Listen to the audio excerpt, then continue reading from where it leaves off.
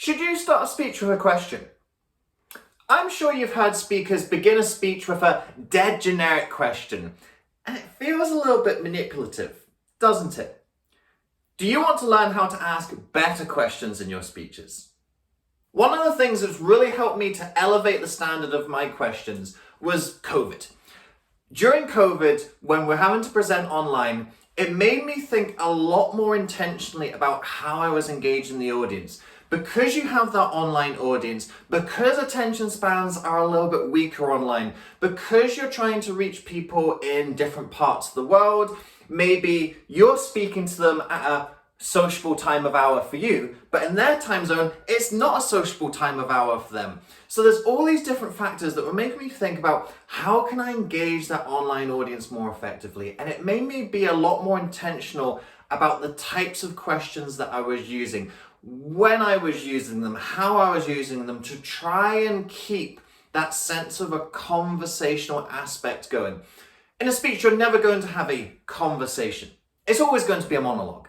But what questions allow you to do is it stops it from feeling like it's just a monologue, engaging the audience at appropriate points. And in this video, I'm going to cover 3 forms of questions that you can use, things that I really started to delve into in online presentations, but of course, they work just as well in the physical environment as well. The first type of question is a rhetorical question. And what I love about a rhetorical question is it doesn't break the flow of your speech. Because a rhetorical question is a question you aren't expecting an answer from. A rhetorical question is a bit more of a reflective question. For example, if I'm delivering a speech about success, and I ask the question, what would you do if you knew you couldn't fail? Now, in that moment, I'm not expecting people to kind of scribble down some ideas, shout out, raise a hand. Would you climb Mount Everest? Would you run a marathon? It isn't an interactive question in that sense.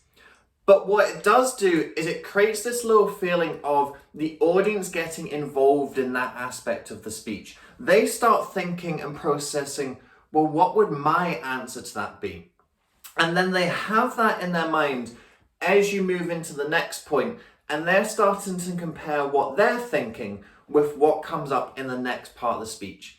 And another really key aspect of this, because you aren't requiring that kind of in-person answer and interaction, is a technique I love to use online, and in particular when you are filming pre-recorded video.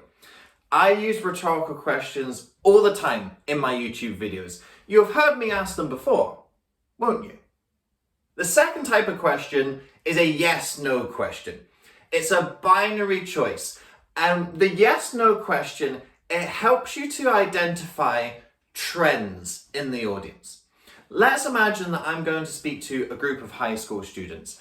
Near the beginning of my speech, I might ask, can you raise your hand if you are planning to go to university? I'm then going to look at the room and I'm going to gauge what type of audience are we speaking to here.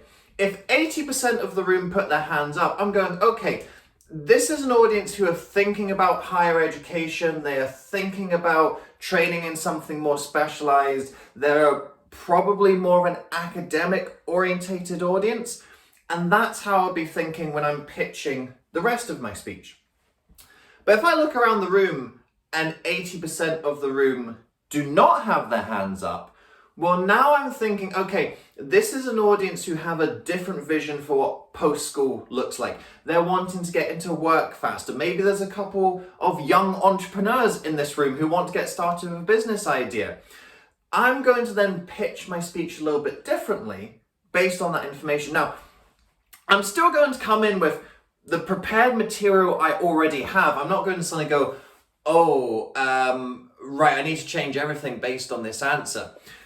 But what it does allow you to do is it allows you to modify and to highlight different aspects. So when I get to a part of the speech, and this is really important for university applications, I might emphasize that to the first group.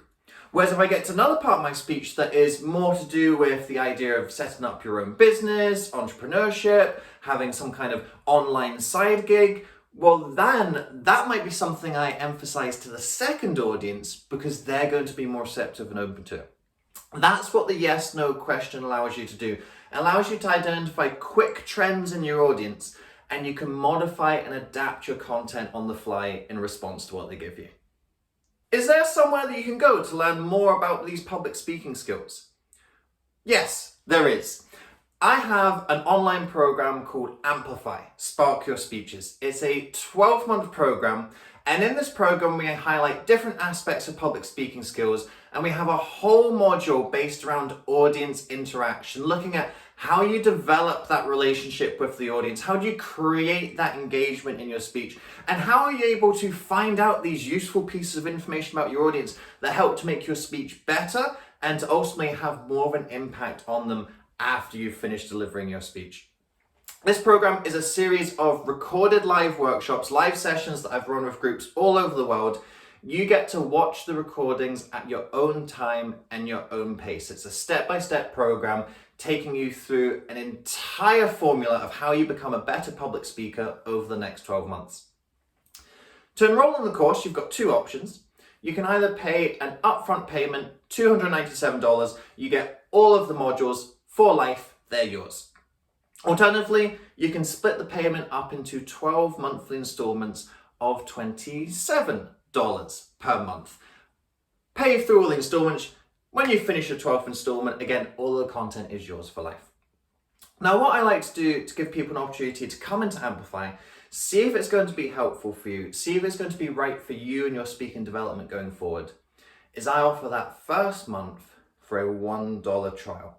So you can come in, experience the first module, learn all the things that there are in there, and then make a decision after that first month if the program is going to be right for you. If not, don't worry. You've only spent $1 and you've still got to learn that first month of content. If it is right for you, you can continue throughout the rest of the installments and you can still cancel at any time you like. To activate your $1 trial, I've put the link to the course in the video description below. If you click that link, that will take you through to the homepage. When you get to checkout, enter the code YouTube, all lowercase, all one word, easy to remember, you've come from YouTube. Enter the code YouTube, that'll take your first month installment from $27 a month down to $1 for the first month. And that is going to help you to amplify your speeches and engage your audiences over the next 12 months. I've now got one last tip to share with you, one more question that's going to help you to engage those audiences you speak to. The third type of question is an open question. And this is where you throw out a question and you're going to get lots of different answers to that question. For example, if I asked you right now, what is your biggest challenge that you have in public speaking? And I might have a little flip chart or a whiteboard, and I start getting some answers from the audience. Someone might say, my stage nerves. Another person might say, getting all of my ideas concise and clear. Another person might say, I feel that I have a really monotone voice. So this open question, I'm going to get lots of different answers from that. But what I'm hoping to do with that open question is I'm then trying to identify, well, what are some trends and themes? Are there a lot of people in the audience who are experiencing stage nerves? Are there a lot of people in the audience who really struggle with structuring and putting their speech together? Are there a lot of people in the audience who struggle with expressing themselves and bringing that emotion and energy into their speech? Again, I'm not going to dramatically change my content based on those answers, but what that is going to allow me to do is it's going to allow me to highlight and emphasize key moments that might answer some of those challenges.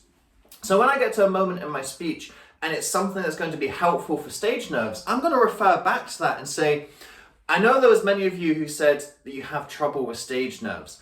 This next tip is going to be really helpful for you. Or what I'm going to share here is a framework for how you can put your speeches together. I know many of you were saying that this is something that you really struggle to do, getting your ideas in order and saying them in a concise and clear way. This framework is going to be helpful for you. And that's where your content starts to feel personal to the audience. Now, to be clear, you haven't changed the content. You're still delivering the same stuff. You aren't making something up on the fly going, okay, right, what does everyone need right now? Cool. Yeah. Right, okay, here's the speech I'm going to do. You're still delivering the same content, but by understanding where the audience are, what's their perspective, what's their challenges, what's their aspirations. You can then put a spotlight on those key moments that make it feel like that part of the speech was just for them. And that is the key to audience interaction. That's the experience that we want our audience to have. We want people to be sitting there listening to a speech and feeling like your speech was just for them. It's speaking to them. It has such a deep understanding of who they are, what they want to do, where they want to be, that they feel like you've made the speech just for them. And you haven't made the speech just for them, but you do have a clear understanding of trends in the audience and where to highlight those moments and make that experience pop for them. That's the beauty of questions. That's why we do audience interaction. And that's why we ask good questions. And in this video, you've highlighted what are some good ways to ask those questions, understand that audience experience, and make your audience members feel like you are speaking only to them.